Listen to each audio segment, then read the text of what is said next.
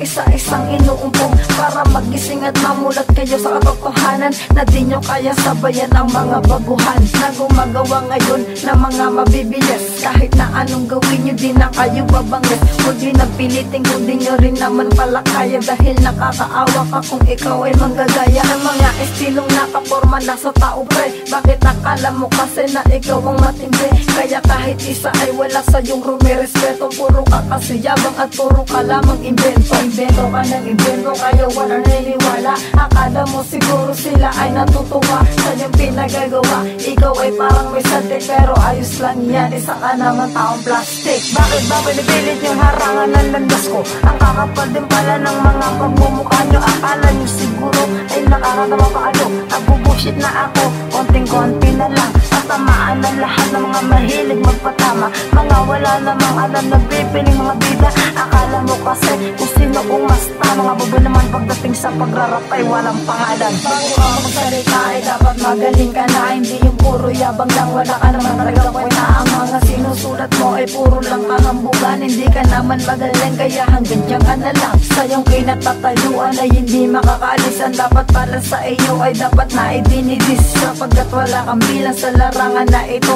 Pakinggan mo na lang lahat ng mga nasulat ko para malaman mo lang kung sino sa atin magaling. Baka pag narinig mo ko, ikay biglang mapraning. Kasi alam ko naman na masyado ka pang mababaw. Kahit na alam mo malabo, sasabihin mo malinaw. Ngayon malinaw na mas mahusay ako sa'yo. Pagsulat ka man na madami, di mo magagayat ko. Sa susunod kasi itigil nyo ang katangahan. Isang patama mo pa, sa'kin ikay tatamaan. Bakit ba pinipilit yung harangan ng landas ko? Ang kakapal din pala ng mga pagmumukha nyo. Akala nyo siguro ay nakakatawa pa ano. Nagbubushit na ako, konting-konti na lang. At tamaan ng lahat ng mga mahilig magpatama. Mga wala namang alam na bibiling mga bida.